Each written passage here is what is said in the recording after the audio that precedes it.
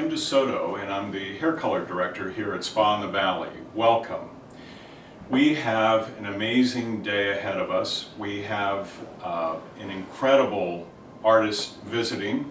He is from Goldwell. He is the one of the top global platform and education colorists in the world. He is just amazing, and we have him here to work with our team today. So let me introduce you to Robert Brown. Robert, thank you for coming in and just being able to share everything with our team today. We are so excited. Me too. Tell us a little bit about yourself.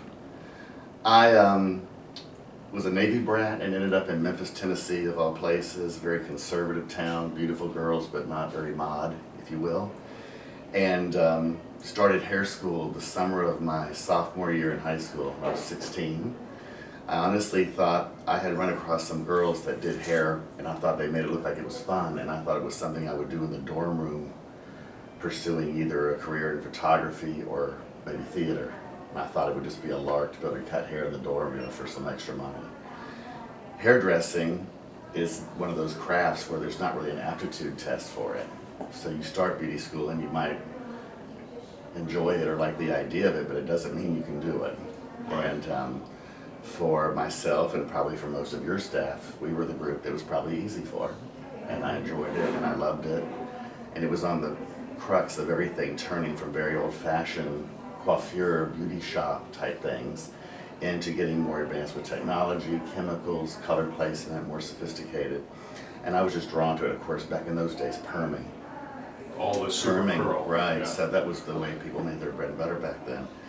But I gravitated from there to a beautiful salon in Memphis. We did a lot of the rock and roll scene and got to do musicians, a little bit wilder type of hair, so that was kind of a good training, and the owner was, of course, very experienced, so I did learn a lot from her.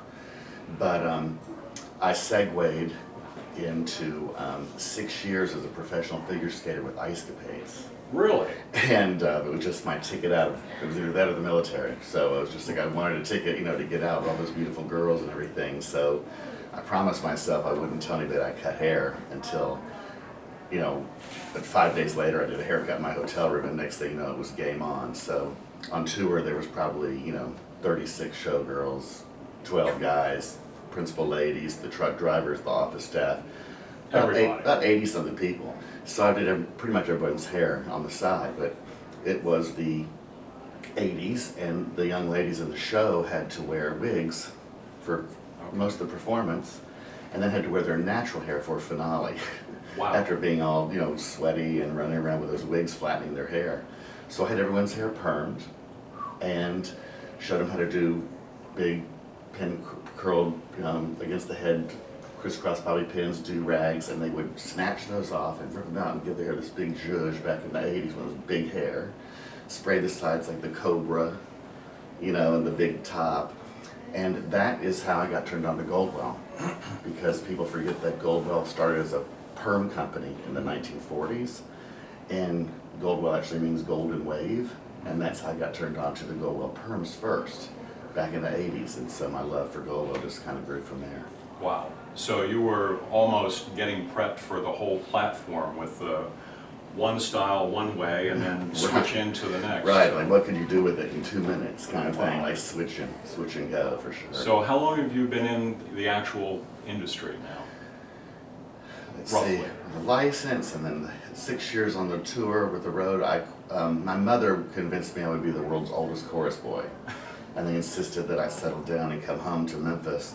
And so I opened my salon, which is called Hair Robert, in Memphis, Tennessee. I opened in August of '88, so we're right at 27 years. Wow, that's In fabulous. business. We were 20 years at one location and moved 7 years ago, so we've had a nice ride. That's great. So tell us, our team can't wait to hear about some of the techniques and the trends that you're going to show us for the fall and winter of 2015, and maybe give us a little preview of what's coming in 2016, since you do travel the globe and see so much of what's happening in the world. Tell us a little bit about what's coming. Trend and fashion, of course, rolls on several different dimes, but for us behind the chair every day, it will always be dictated to celebrity and movie and that type of thing. People will, now with Pinterest so popular, some of the same looks on Pinterest go around and around and around. So as far as what's coming in trend, and what my goal is today with your team, is to make sure that we're doing the best, most luxurious, and most finessed versions of these looks.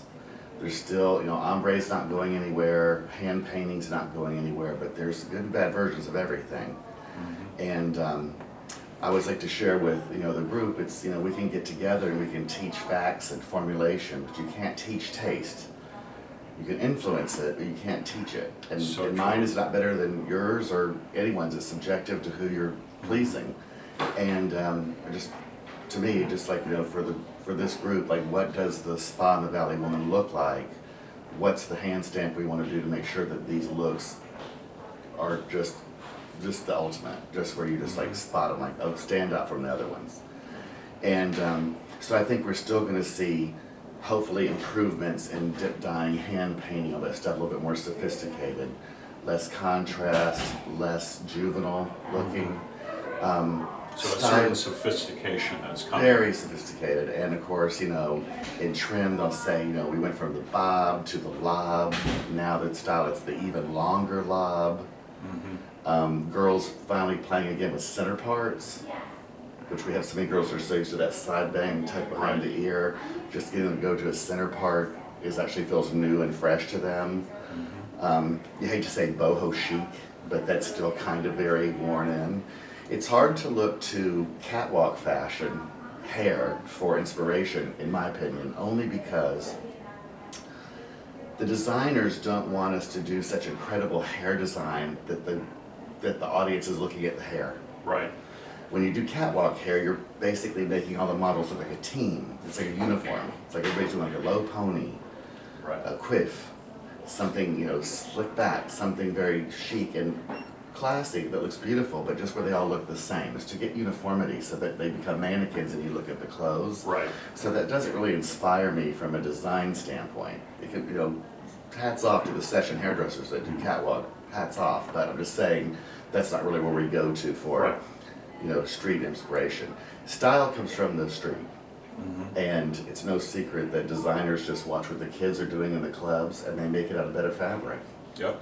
And our job is to kind of take those looks and find the hairstyles that look good with that kind of, if you kind of take a picture like a slide dial going from mild to wild, making sure that the hair and the makeup match the signal that the clothes are giving off. Right. I think that's kind of our job. So that could be all over the place. I mean, fashion, they used to always teach us that fashion and trend start on the coast, right? It was like LA with the celebrities and New York City with their fashion machine were dictating fashion in America, borrowing and stealing and hobnobbing with Europeans and Asia, and coming in, and by the time it gets to middle America, a lot of times those looks are tired or they get so diluted and homogenized that they're not exciting anymore. Right. But it's like, bad example, but like Jennifer Aniston. By the time most of America hairdressers learned the Rachel haircut, it was passé. Right. And tired, and there were so many bad versions of it. They looked like, obviously, a Cocker Spaniel with wet ears in the front, you know, so we're just trying to make sure that we have just the best versions.